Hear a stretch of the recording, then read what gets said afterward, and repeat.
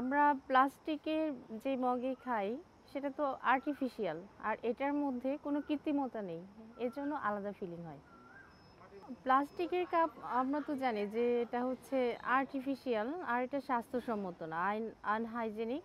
আর মাটি, সেটা প্রাকৃতিক উপাদান দিয়ে তৈরি, আর এটা স্বাস্থ্যসম্মত। এটা অবশ্য আমি যেটা মনে করছি যে হ্যাঁ, শহরে তো সব কিছুতেই কৃত্রিমতা, তাই মাটির ভাঁড়ে চা খেলে অন্তত আমরা গ্রামে ফিরে যেতে পারি, এটা আমাদের ফিলিং হয়। সেজন্যই শহরের মানুষ মাটির ভাঁড়ে চা খেতে পছন্দ করে। মাটির ভাঁড়ে চা আমরা যদি চিন্তা করি যে অনুভূতি থেকে, তাহলে অবশ্যই এটি একটি সুন্দর অনুভূতি, কারণ আমরা আমাদের অতীতে ফিরে যেতে পারি, গ্রাম বাংলার শেকড় আমাদের টানে। আর যদি বলি যে বিজ্ঞানসম্মত কিনা, তাহলে অবশ্যই মাটির ভাঁড়ে চা বিজ্ঞানসম্মত। তাই আমি আমার অনুভূতি থেকে আমি বলবো সবাইকেই মাটির ভাঁড়ের চা খাওয়া উচিত, আর প্লাস্টিকের কাপের চা খাওয়া বর্জন করা উচিত।